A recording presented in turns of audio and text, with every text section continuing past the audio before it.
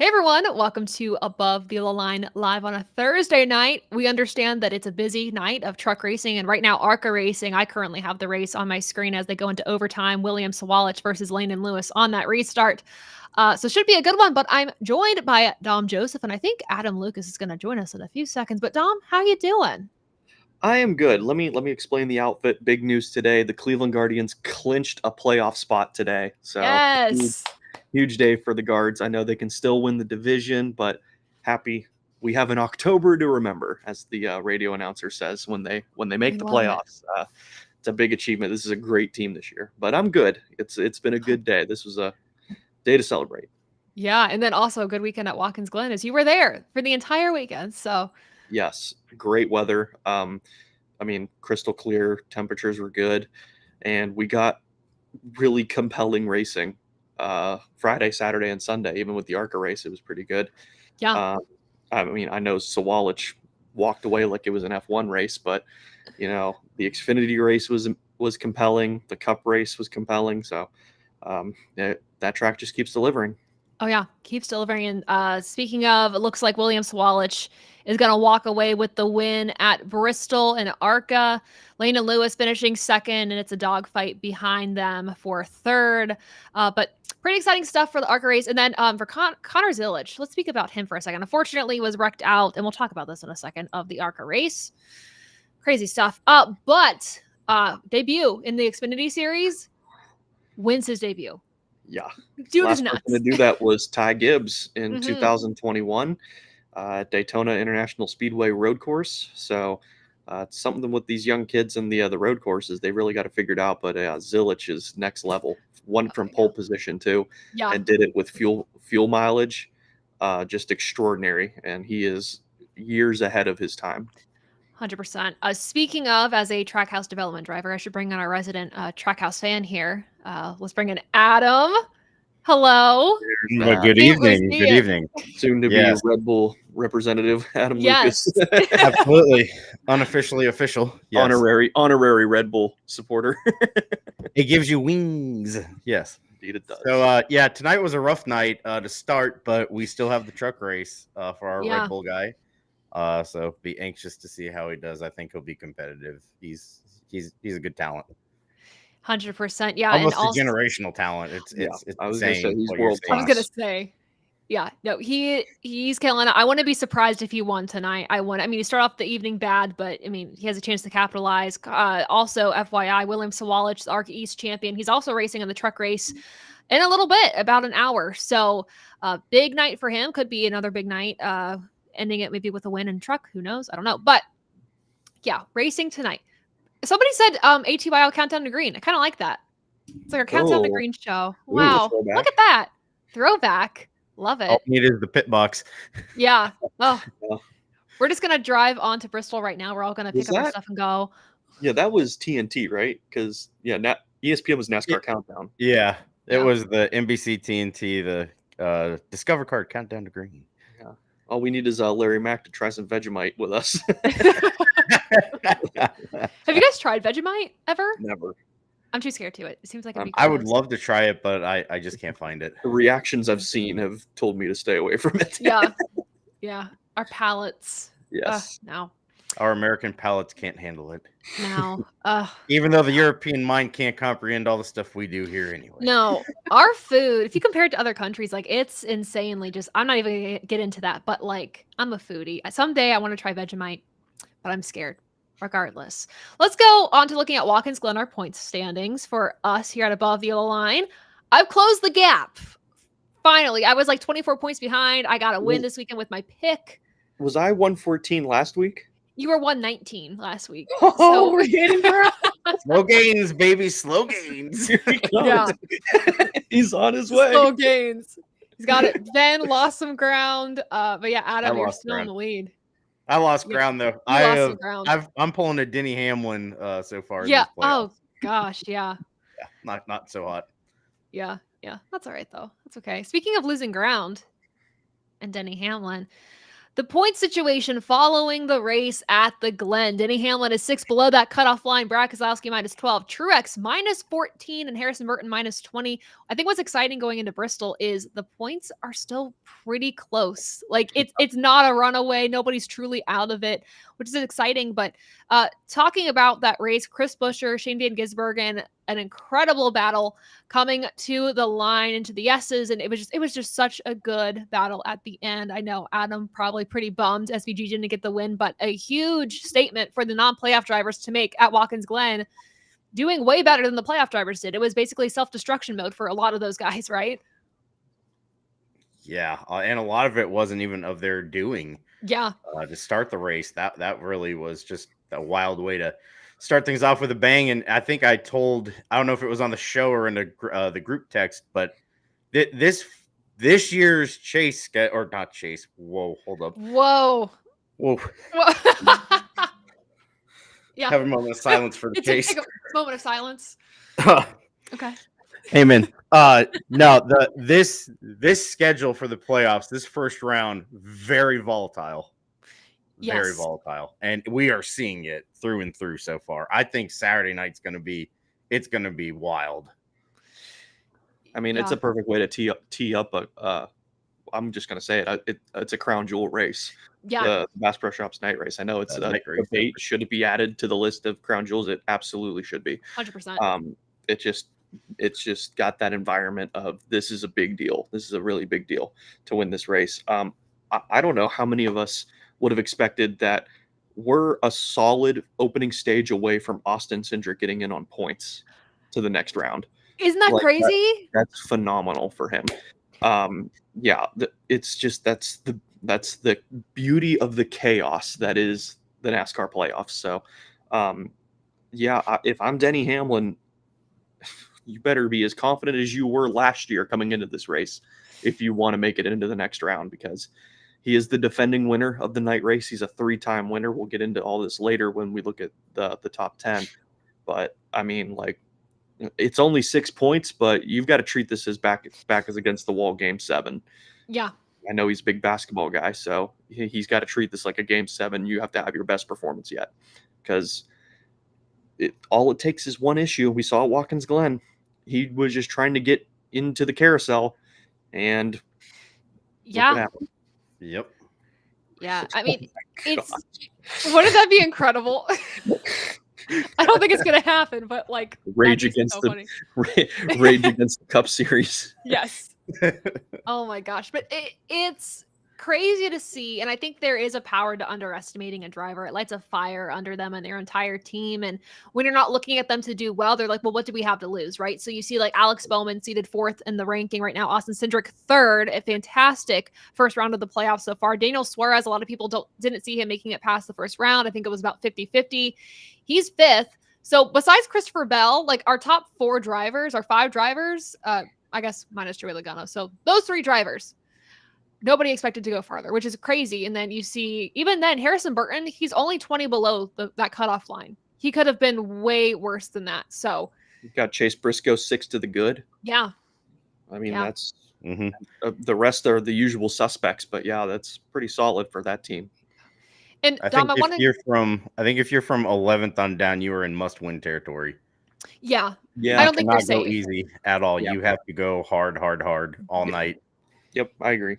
Yeah, Denny's strategy of point racing Atlanta is what did him in. And then, of course, just not staying out of trouble at Watkins Glen. And I guess, Dom, from your perspective, since you were there, I'm curious how you felt the tire was. Obviously, Goodyear brought a new tire. It was supposed to have like 3 seconds of fall off. And it was supposed to, I think, change the game. I think because of the chaos, we didn't see it make that much of a difference. I think the focus shifted away from that. But from your perspective, was the racing any more significant in terms of better or worse with this new tire?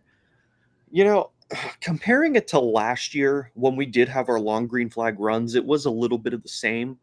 I really didn't see the one thing I would say about this year compared to last year is like this year's race flew by up until we got into the chaos of what was the final state. I can't remember what I said in the I can't say what I said in the group chat. Never mind. Yeah. The birds were swirling. The Hawks were Yeah. circling. The Hawks The Hawks circling, were yes. circling. Yeah, but no, it just seemed like the race flew by. So I guess the long green flag runs kind of presented themselves as more so like, let's just hold our ground and let strategy get us to where we want to be. But yeah, I just think the opening, what happened on lap one probably had a lot to do with that. Just they wanted to survive the race. But I don't think it would be fair to compare the tire this year because of that, because of how bad that wreck was and how many playoff contenders were involved. I Yeah. think they all just panicked and wanted to see their way to the end of the stage 1 and 2 and worry about racing when we got to the end. But it was about the same as last year, to be honest. Yeah. Adam, from the perspective at home, would you agree? Kind of what we saw at home from last year to this year, it felt the same. For me, I mean, watching the race was really quick because I was just watching it on DVR. But what I will say though is, I felt that this year, even though we had a new tire going into this race, it wasn't as much of a storyline because of all the other chaos. So I wasn't even thinking about, oh, we have a different type of tire compound. There should be fall off. It should be more side-by-side racing. It should be more passing and whatnot. Well, I guess that really wasn't the case, according to drivers saying that it's just hard to pass. Yeah. We did see great battles for the lead, but those were also top-tier road racers that were just going at it lap after lap after lap. So for me, I would have to give it another year to see truly what the tire really can do and what the capabilities are. So for me, I would say it was a draw. And I know we say, like, we talk about Ross Chastain as a fairly aggressive driver, but what we saw, like, he put on a masterclass of defense. Yes. Absolutely. At the first stage or two when he was leading, like, just absolute masterclass of defense. So I got to give credit where credit's due. Like, when he's up there, like, he is really good when he's chasing for the lead, and he is really good holding the lead. So 100%. got to give. I know he's still seeking his first win of the year, which is shocking still to think. But yeah, like, position and cup is justified. Yeah, 100%. Adam, to your point about not being able to pass, there was a quote on the teardown. Ty Gibbs talked about the inability to pass at Watkins Glen. He said, quote, until you put 900 horsepower in these things, you cannot pass. Sometimes I think this car was designed for us not to pass because it is so hard to pass compared to the Xfinity car. So he was one of the more vocal drivers this weekend about that. But yeah, that was kind of another story too, is you just couldn't get position unless you really had like clean air. But I thought overall it was a decent race at Watkins Glen. Seeing the non-playoff drivers really show up, and again, there was only 2 drivers that were in the playoffs that were in the top 10, and that was Cindric and Briscoe, correct? So pretty wild to see that. Yeah. But again, another nod to Austin Cindric for just killing it these first 2 races, and going into Bristol, we'll see. But we will talk about Bristol for the Cup Series and the Xfinity Series in a little bit. Adam, did you watch the ARCA race? I did, until all the cautions started happening and realized I had to fire up the computer. So okay. I got to like about lap 150, I want to say. Okay. I didn't see the ending. So you got far enough in so we could at least discuss it for like a few minutes, because sure. I have to discuss it here. So please do. Obviously, William Sawalich getting the win, that got him the ARCA East Championship. So congrats to him defending his title. Landon Lewis finishing that race in second. The one shout out to Landon. Shout out to Landon. That was pretty massive for him today. That was a good run. Yeah, he is such a talented driver. It's just a matter of getting the opportunities, and when he has the opportunities, he's able to capitalize. So really good to see him racing in that series today in the number 97, and being able to go toe-to-toe with a friend of his, actually, William Sawalich. So pretty cool to see that. But with ARCA as a whole, I know the past few years, and I think this year has kind of come to a head where we're questioning the series a little bit. This race was messy. Adam, you mentioned the cautions just coming out over and over, and you're like, now I have to fire up the laptop. But There was one instance I want to talk about here with Connor Zilisch. He's obviously going to be racing in the Truck Series race tonight. He's on pole. Some of you mentioned that there, and we'll see what he can do with that position. But there was a moment where Connor Zilisch could have won the championship as long as he finished 12th or better. I believe that was the case, or he had needed to finish some position better than William Sawalich to get it for himself.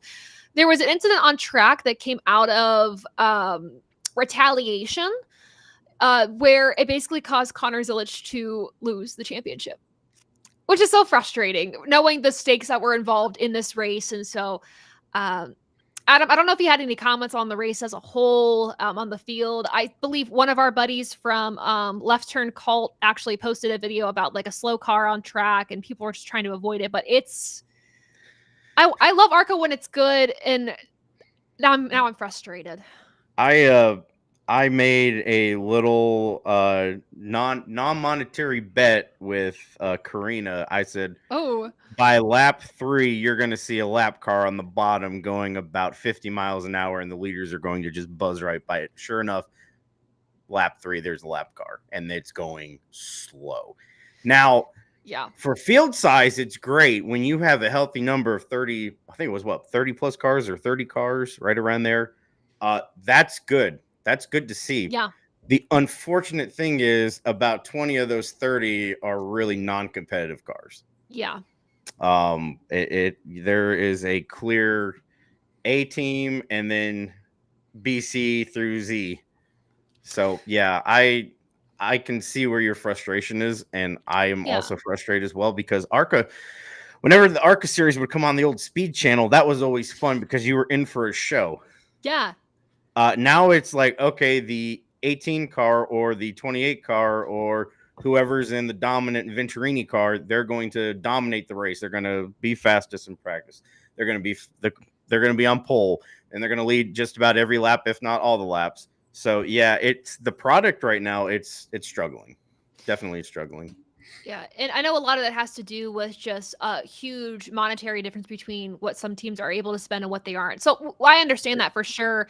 The other thing to understand, and what I try to keep in my mind, is ARCA is ultimately ultimately a development series too, where a lot of drivers are learning, but there's also a difference between using the series to learn and make mistakes and grow from them, and just to cause like sloppy cautions that shouldn't be caused out of retaliation or not being able to, I don't know, see the bigger picture, in my opinion. So I'm hoping that next season for ARCA, and as the season continues for all the other ARCA series, I mean, we keep that in mind, and we're a little better about how we're racing our competitors, even when there's frustration and things like that. But again, ARCA's fun when it's fun. It's just we've gotten into a lull a little bit of where it's just been frustrating for me, in my opinion. But nevertheless, congrats to William Sawalich. I hope he gets opportunities full-time in NASCAR's National Series.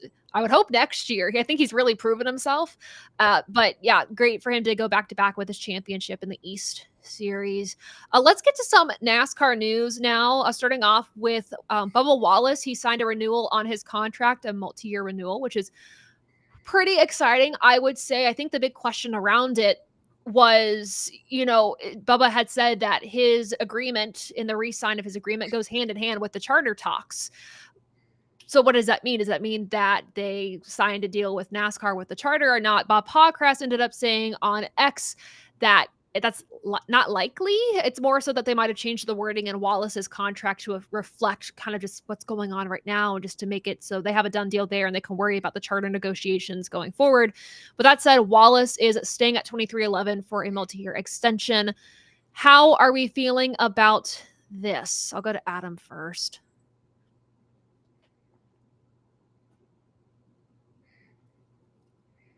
No audio, doctor. No audio. There we go. But now the alien is back. You're back. Static with my camera. I don't know what's going on with this. So I think it's a step in the right direction for Bubba. Come on, camera. Don't mess up. Dom, why don't you go ahead? I'm going to try to. Yeah, why don't you go ahead? I'll be right back. Okay. Go for it. All good. Yeah, I think the reason why I'm hesitant is I always think about the what have you done for me lately? That's fair. And you're on a race team where your teammate was the regular season champion and has 2 wins. and you didn't even make the playoffs, that needs to go noticed. Yeah, that's fair. Something there should be something to be said about that. Um, and like I know a number change really doesn't mean anything, but the 23 car hasn't won since 2021. Yeah. So, and it was because the race got rain shortened. Mhm. I just don't know. I mean, I get it. He means a lot to that team. He is a great sponsor pull. He does have his days where he is really, really, really good. Yeah. But he also has his days where he just makes mistakes. But every driver makes mistakes. I would just say, like, I'll just say, like, I get it. I get why they re-signed him. But I don't know if I would have done a multi-year extension. Adam? The thing with Bubba, and I love the guy. The guy is talented, but he is really hard on himself. Yeah. And that's what always bugs me is the days when Bubba is down, it shows on the track. And it seems that there's been a lot more days where he's down, especially since getting that breakthrough win. I mean, you can look at it where, yeah, he got lucky in the 45 car, but if we're looking at stats, the 45 car has been the cow for them. The 23 has just been there. Yeah, whenever they say multi-year contracts, it kind of gets my feathers all flustered because you hear about multi-year contracts and then the next year they're out. Yeah. So is it truly a multi-year contract, or are we just calling it that with the option to continue on? I think this will be a true test for Bubba to see, can he be the long-term driver of the 23 car? We all know he's MJ's boy. Yeah. But other than that, there is a lot of talent out there right now, a lot of young talent that could be paired up with Tyler Reddick. Mm-hmm. So Yeah. it's unfortunate to see that and hear that, but like, yeah, it's a double-edged sword because you got your positives, you got your negatives with it. Yeah, for sure. Yeah, and you look at the Toyota pipeline of drivers. I mean, looking at William Sawalich, again, young, obviously not cup ready, but give it a few years and he's starting to make maybe some one-off starts, and you never know. I mean, you have like Corey Heim who could be ready to step in. You have I'm going dark. That's all right. You're good. Here. You're good. So you have plenty of drivers that I think could, take that car and exceed with it or excel with it. With Wallace, though, Adam, to your point, like when he's down and mentally he's not in a good headspace, it shows on the track. And sometimes even too, just from my perspective, working with drivers and knowing how the driver mentality can trickle through the rest of the team. If your driver's not doing great or feeling great or is down on themselves, like that goes through the rest of the team. And then they're not 100% with it either. So I think there's a lot to be said about, the mentality of the team as well. And it also has to be really hard to see your teammate winning the regular season championship, Dom, to your point, and you are just there fighting every single weekend to have some consistency. I'm hoping, with this multi-year extension, which I will say Jordan Bianchi did say it was a 2-year extension in a tweet that he posted. Again, we know how those go, but he did say it was a 2-year, that it kind of lights a fire under his butt, and hopefully they can, get things turned in the right direction. He has had a decent season. I mentioned this in one of the videos I made earlier this week, or I guess yesterday, talking about this extension. But yeah, Bubba Wallace's top 5s and top 10s are already matching what he had in 2022 and 2023 with 7 races left to go, knowing that there's still Kansas and Talladega on the schedule. I would assume he's going to exceed those numbers. The only thing that's missing, again, Dom, to your point, is a win. It's been years since we've had a win from Bubba Wallace. So I'm hoping that next year he continues to grow in his stats and get better and better, but it is a question now if you have a driver that's fighting for a championship right now and fighting for it pretty convincingly, and the other driver on the team not so much. So how can we bridge that gap? So overall, I do think with the stats at least exceeding or looking to be exceeding the years previous, I do think the extension is warranted, but there is a win that's missing there this year for Bubba Wallace. Nevertheless, we will continue on, but that is the news where he has a multi-year contract renewal with 23XI Racing. Other silly season news, Nick Sanchez going to race in the Xfinity Series full-time for Big Machine Racing. Of course, Parker Clearman announced last week that he is not going to be pursuing full-time racing following this season. So Big Machine Racing announced their newest driver is Nick Sanchez. They have already formed a relationship, Nick doing some part-time racing with them in 2022. But I think Dom, this is a big step in his career, and I think he's definitely earned a spot in Xfinity full-time.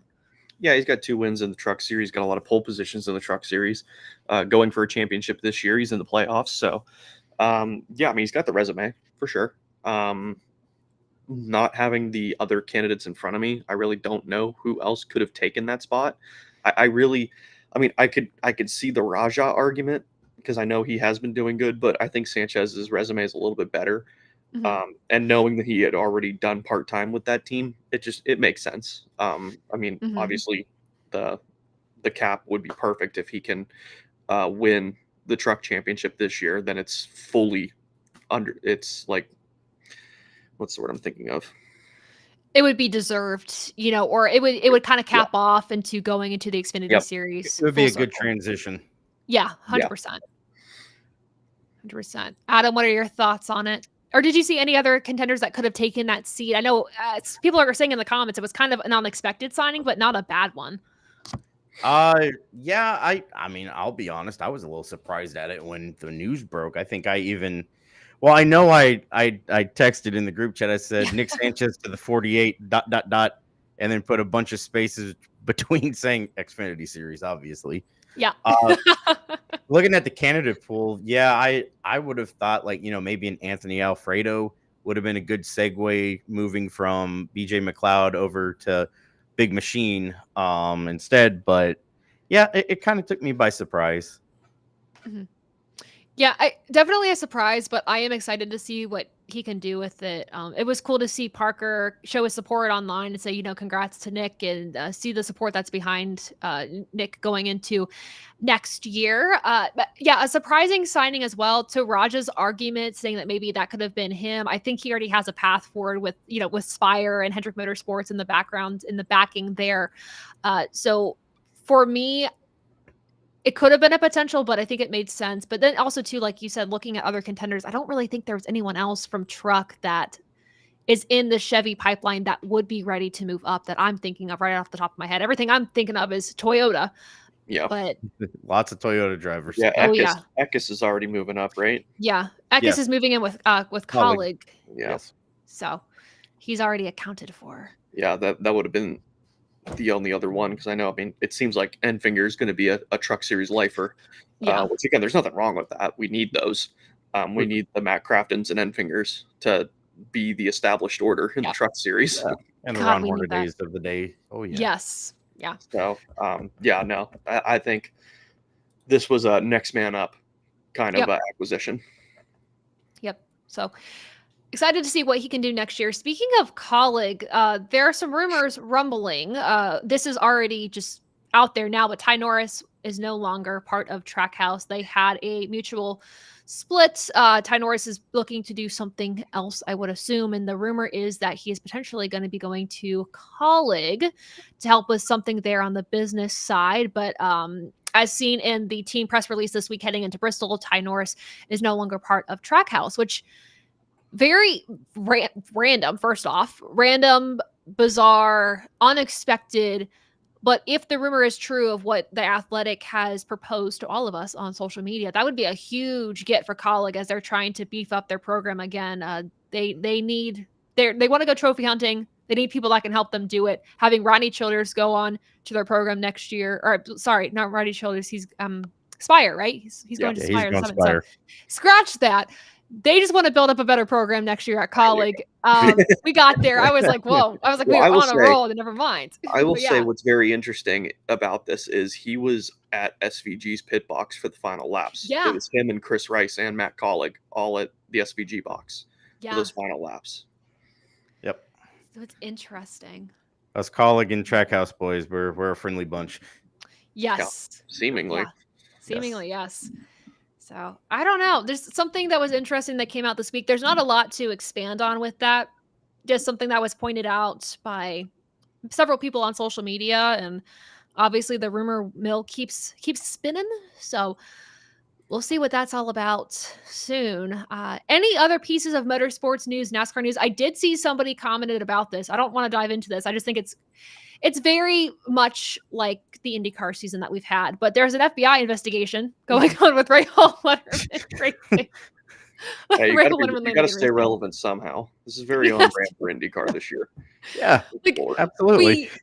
And also, of course, congrats to Alex Palou on winning the championship. Unfortunately, Will Power really wasn't able to compete with him at all. His seatbelt was loose in the first few laps of the race, and he had to go to pit road, lost several laps, and then it came undone again at the end of the race. So, I mean, it was it was Alex Palou's to lose at that point, and of course, Scott McLaughlin just didn't have a chance in the points. But yeah, congrats to him. A 3-time IndyCar champion at his young age is super impressive. But yeah, with the driver changes this year in IndyCar, the weird news, and just now this, what a Can we season. Can we go back to the seatbelts? Yes. Why is it always a Penske guy who is Why is it always competing Penske? for either a championship or the Indy 500 trophy, always getting screwed over by seatbelts? Because was it AJ? It was AJ. Yep, Yeah. it sure was. God. Yep. Yeah. That still hurts. To think, I mean, it was gonna take a lot for Will Power to win the championship this weekend at Nashville, or last weekend at Nashville. But that didn't help matters at all, and it took him out of it completely. Which is very unfortunate. Dropped all the way to fourth in the points. Yeah, he dropped to fourth in the points. He dropped. Yeah, significant drop, which is unfortunate.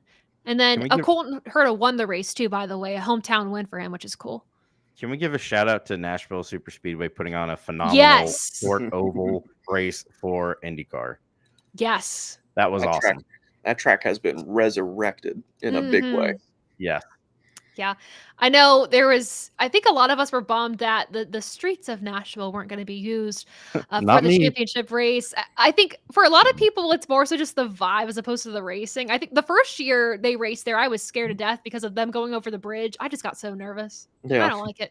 I was like, I'm not a fan of that. I'm like, let's not to mention there was like a caution every other lap. Yeah. Yeah. It was nuts. And then I think Colton Herta almost won that race too. The turnarounds were like the size of a cul-de-sac. Yeah. Yeah, it wasn't the best move, but like going to Nashville Super Speedway, like big win. Yeah, big turnaround areas take us back to our childhood on our bicycles. Honestly, though. But yeah, IndyCar. Yeah, bravo. Gotta love the series, but bravo this weekend on the product. We do have NASCAR news. A 2-time Busch Grand National champion is racing this weekend. Raise hell, praise Dale. Yes. By the name of Ralph Dale Earnhardt. Oh, wow. Wow. Can I get a hell yeah? Dale, yeah. Oh, yeah. Dale. There you go. Yeah, Dale, I'm very excited to see how he does. Unfortunately, last time he raced last year, he caught on fire. He got a little hot. Yeah, because he was doing so well. He was going to win the race. He was going to win. He wasn't doing good. He was going to win the race. Yeah. Legit, he was going to victory lane.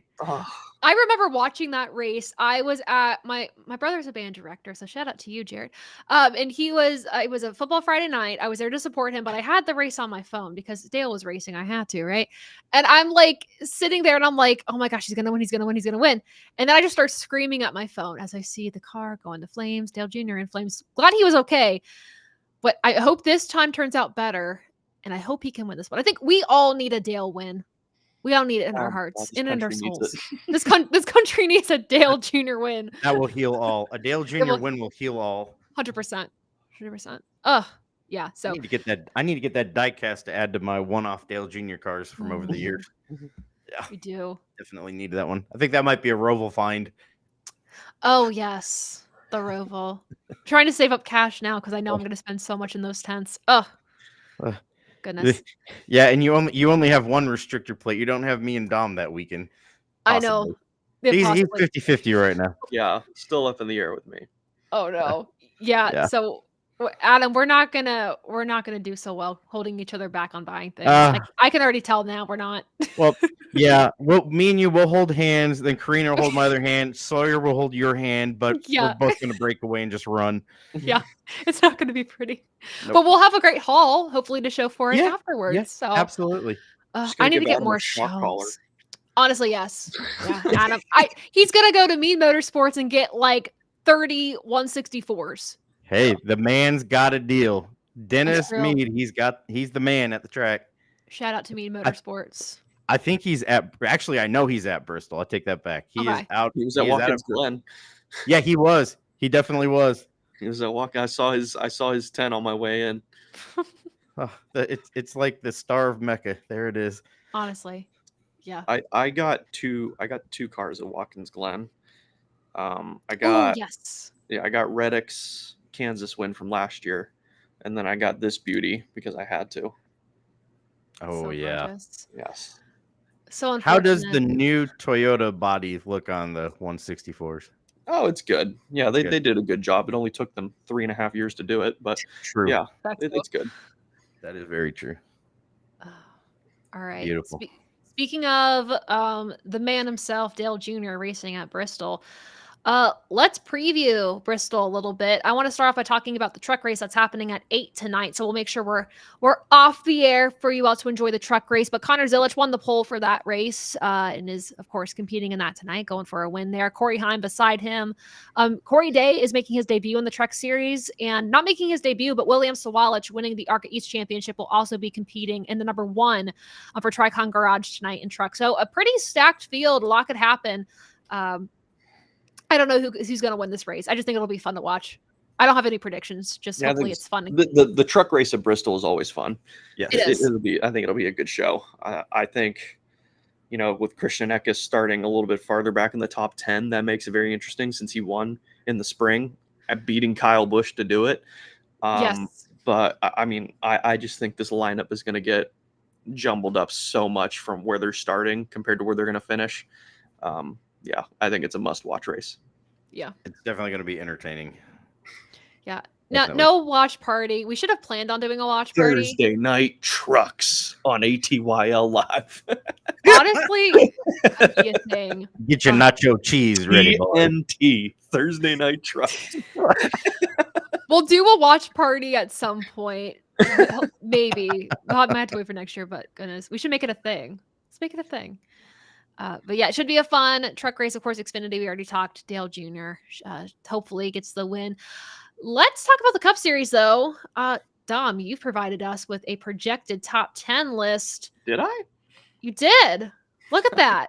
I don't think that's true. And let's go through it. You doing stats? What? Yeah, right. Crazy. All right. Well, this is our obligatory moment of silence to recognize the beautiful FedEx car that is going to be running this weekend, because I don't know if it's running ever again. every week is a gamble to see what's going to show up on the entry list. But yes, I stand in solidarity with the FedEx car. I'll put it right next to it. See both sides. Beautiful. Oh yeah, that's how you do it. Beautiful. But yeah, here's our top 10. This top 10 actually really surprised me as I was going through the stats, pulling everything, and then seeing what the final result was. So we've got an RFK sandwich here, 1st and 10th. Brad Keselowski won this race back in 2011, driving for Penske. But I mean, he's just the name of the game is consistency with him. He's got a 9.2 average start. His average finish is lower, 16.4. A win and a pole. He's got 431 laps led. But the huge thing for him is no DNFs. That was the huge help for him in this. And again, this is only from the night race. These are stats only pulled from the night race, with a couple of exceptions that are just rookies that have only raced on the concrete once or twice. But yeah, Keselowski's our number 1. Number 2 is Chase Elliott. Again, super consistent. Average start 7.2, average finish 10.2. So look to see him get at least a top 10 out of this race. Best finishes 3rd, 5th, 7th, 2nd, 7th. Very consistent in the night race. I think we all remember 2021 when he was in contention to win the night race, and decided after he was moved out of the way, he was not going to move out of the way ever again for a certain someone. um, and he did a damn good job of it. Oh, yeah. But yeah, he's second on the Very board, good. even though he has not won the night race. I think that's something that's super interesting, but just his consistency alone puts him P2 on the board. Third is Denny Hamlin, our defending winner of the Bristol night race, has won it 3 times, 2012, 2019, and last year, 2023. But I believe, yeah, his downfall is 2 DNFs in this race, but he's completed over 8,300 laps. Phew. He has never had the most laps led in the night race. I thought that was very interesting. But he's got 481 laps led. I think the name of the game for him, he's got 3 wins and 3 poles. But I think it's he shows up when the time is right. He's not up there dominating the night race. He lets everyone wear their stuff out, and then he comes and steals the show. Kind of like what he did in the spring, to be honest with you. So expect Denny to be a contender. The FedEx paint scheme has been so unlucky this year. Yeah. In Jesus' name, win this race for me. Amen. If not, bring the FedEx car to Kansas and make my day once again. I was so happy I got to see that car in person. I cried when they unloaded it from the truck. Anyways, fourth is Kyle Larson, the 2021 winner, who he took the win after Harvick and Chase had their little debacle between each other. But his finishes here are just ridiculous. After his first 3 starts weren't spectacular, he's got 9th, 2nd, 6th, 1st, 5th, 2nd. Larson's numbers are fantastic, as they usually are. 14 is his average start, average finish 11.3, 1 pole, 1 win, 378 laps led the most laps once. Does have 1 DNF, but that didn't hurt him much. 5th is Joey Logano. He's a 2-time winner, won back-to-back in 2014 and 15. In 14, I agree with you, Jamie. In 14, he had to hold off Brad Keselowski for the win. In 15, he had to hold off Kevin Harvick for the win. But Joey knows how to get it done. He's a great qualifier for the Bristol night race. His average start is 9.1. His last couple have not been great, but he started when he first came into the Cup Series. His starts in the night race were 8th, 3rd, 9th, 4th, 6th, 5th, 5th. And then you've got 10th, 8th, and then a couple of off ones, 2nd and 3rd. So he's great at qualifying. He just needs to work on the finished product. But he's a 2-time winner of the night race. So you can't ask for much more from driver 22. 526 laps led. He's led the most laps once. And it's so crazy to think that Joey has over 7,000 laps completed in the night race. He's been around way longer than it feels like. He also has 2 DNFs along with Denny Hamlin. So these are guys that have multiple wins, but their DNFs hurt them in the stats. Eric Jones. Yeah. P6 on the board. Started. Yeah. That's a surprise. His first start in the night race, he started on pole position back in 2017. Has another top 10 start, and his finishes. We'll just go through his finishes so you can see what we're working with here. 2nd, 5th, 22nd, 3rd, 8th, 21st, 24th. So if he's not in the top 5 or top 10, then he'll be right in the top 20s, top 25. He has 283 laps led and led the most laps once before. So, and no DNFs. So Eric Jones, you give him a good car, he can compete in the Bristol night race. So those are some pretty stout stats. Make the 43 your dark horse for this race. Just hopefully Legacy Motor Club gives him a good ride. Fingers crossed. Yeah, that one really shocked me.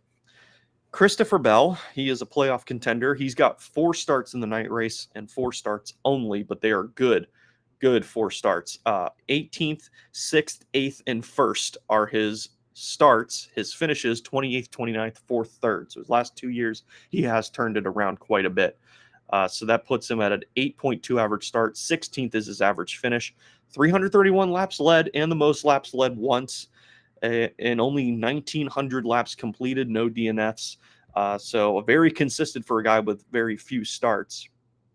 And now we've got the king of Bristol, Kyle Busch. He is a 3-time winner of the night race, has swept the weekend twice, 2010, 2017, won Truck, Xfinity, and Cup all in the same weekend at Bristol. His average start and average finishes aren't spectacular, but he's never won pole position. Thought that was kind of interesting. But he's led the most laps 3 times. He's completed 9,000 laps. And he's led 1,575 laps in the night race alone. Wow. Oh my God. His demise, 3 DNFs. But the man has led over 1,500 laps in the Bristol night race alone. I think, Adam, you and I can both agree the one that the big one that got away was 2008. Yes. I was pulling for the other driver though in that, so I was happy with that result. I tell you what though, man, that race was so good because neither of them wrecked. Yeah. Carl, it was a combination of Carl wanting to beat him so badly and Kyle saying, if I get to him, I'm going to destroy his race car. Yeah. I'm going to send him into the catch fence. Yeah. Couldn't get him. Nope. So yeah, that was an incredible race. But yeah, Kyle Busch, it's good to see that finally the stats justify the car they're in now. Because Yes. yeah, I wouldn't put Kyle Busch in the top 5 for this race at all. Even though he is the best to ever race at Bristol, one of the best. I think Rusty Wallace is still up there. 9th is Ryan Blaney, our reigning, defending NASCAR Cup champion. Pride of Ohio. His starts and finishes are kind of all over the place as well, but he's got a 9.9 average start. His average finish is 17th. His best start and best finish are both 4th place, so still a little bit more to be desired there. But he's got 175 laps led the most laps once, and no DNFs. So consistent, can have good days, but I really don't see him being the favorite to win this race. But No. You can never count out a Penske car. And lastly is Chris Buescher, who won this race in 2022. And his starts, again, they're kind of his starts are not as good as his finishes. He has 3 top 5s and a top 10 to go along with it. His last 2 finishes are 1st and 4th. So he's got the place figured out pretty well. 170 laps led the most laps once. 3,900 laps completed, no DNFs. So that is the top 10. Looking outside of it, first guy out is Martin Truex Jr., who has never won the night race. 13th is William Byron. 14th, Tyler Reddick. 15th, Chase Briscoe. 16th, Alex Bowman. 20th is Ty Gibbs, who actually has 2 starts in the night race. 21st is Daniel Suarez. And I know we talked about the cushion and the pleasure of having the cushion.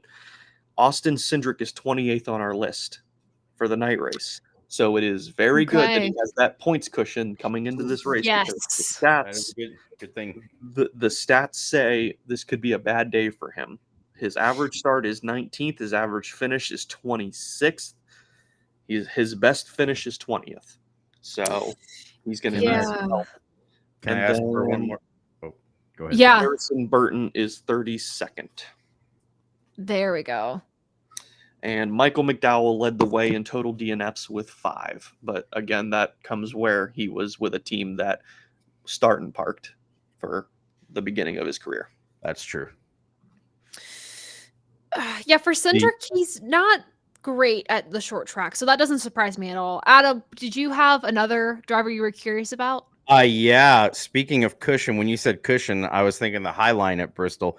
What's Reddick's stats? So Tyler Reddick, he is 14th on our board. He has very consistent starting position, 17th, 13th, 17th, 12th. And his finishes aren't too bad either. 4th, 12th, 25th, 15th. 14.7 is his average start. 14th is his average finish. No wins, no poles. He has not led any laps and has no DNFs. I think that was his demise, is that he did not have, he has no laps led, but he has no DNF, so that also keeps him up there. But only 1,900 laps completed, 4 starts. I expect the 45 to be competitive. It'll be a very not stat night in a good way for him. Yeah, Gotcha. for sure. Yes. Sounds good. Actually, Carson Hocevar, I put him in here because I believe he had a start in last year's night race. He is 18th on our board. So he started 16th. Okay. Started 16th, finished 11th. By the So, way, not too bad. Speaking of Spire, I did not mention this when we talked about Watkins Glen, but a top 10 for all Spire cars Rio. leaving Watkins Glen. So impressive, awesome job. Carson Hocevar did really, really well. Finished third, I believe, third or fourth. One of those two. Top 5. Top 5, just top 5. Yeah, he killed it. So good weekend for them too. But yeah. Anything else we want to mention about the Bristol race for the Cup Series? Anything else? Maybe a nostalgic feel? Yeah. Nostalgic in the sense that I think this might call for a cookout or a barbecue of sort for Saturday night. I used to do this with my father. Every Bristol night race, we would have barbecue or something and have a fire pit out in the in the Oh, I carport. love that. We'd have the race on with like a little surround sound system out there. It was awesome. I'd ride my bike around in circles and circles. There'd be tire marks galore on the back carport. Oh my god, So, that's so kind of a nostalgic feel with always having the Bristol night race. I always think of that as a good memory. Yeah, the first Bristol night race I watched flag to flag was 2012 with my dad here in the basement. And that was the race where Kenseth and Stewart had their wreck, and Stewart threw his helmet at Kenseth. And Denny iconic. Denny ended up winning that race. And Joey had a really good run. I think Joey led the most laps in that race, driving the Dollar General car, and he won the night before in the nationwide race. So, yeah, that was one of those iconic ones where I was like, man, that was such a good race. I can't wait for Atlanta next week. I'm going to stay up and watch the Atlanta race that night. Fell asleep halfway through. You're like, never mind. Yeah, it was not as intense as the Bristol night race. I'm excited for this one though. I love Saturday night Cup Series racing. It's fun. You get your Sunday, but with this being a cutoff race and it being, yes, a crown jewel, that shouldn't be an argument. I'm excited for this one. And knowing how close the points are, again, I want to show you guys the points before we head out for the night. I believe I'm on the right slide. We love it. The points are close. So it's not over till it's over. But we'll see how this shapes out. Again, the drivers below the cutoff line. Denny Hamlin -6, Brad Keselowski -12, Martin Truex Jr. -14th, and Harrison Burton -20. Chase Briscoe, Ty Gibbs right above that cutoff line +6, and the points are pretty close around them, like eighth in points with Ryan Blaney in back. So it'll be a really good race, fingers crossed. And yes, the tire compound is going to be the same as the spring. I've had the honor of talking to Chris Buescher and Scott Graves following their win at Watkins Glen. Make sure to go to Racing America's social media platforms to watch that full interview. But I talked to Scott about, how are you approaching Bristol knowing how chaotic that race was in the spring? And it's, what, we have our notes. We know what the tire did then. They would expect it to be a little similar because it's nighttime. The temperatures should be not exactly the same as they were in the spring, but close enough to where you at least know what you're getting yourself into. So it should be a fun one. Again, everybody, thank you so much for tuning in to the ATYL live show. Have so much fun watching the truck race tonight. Of course, for all your NASCAR news, go to TobyChristie.com. Breaking news, news stories, exclusive interviews, TobyChristie.com. And then, of course, for more about us here at Above the Yellow Line, make sure to go to AboveTheYellowLine.com. Get your ATYL merchandise, learn more about us. We are very excited to announce more of what our next year's plans look like and more content that we're going to be getting to you guys during the off season and stuff. So keep up with us at AboveTheYellowLine.com. And then, of course, our social media handles are on the screen for you all. But everybody, if you're not planning on watching the truck race, it's happening in 6 minutes. So turn on your TVs, go watch the truck race. It should be a good one with a stacked field.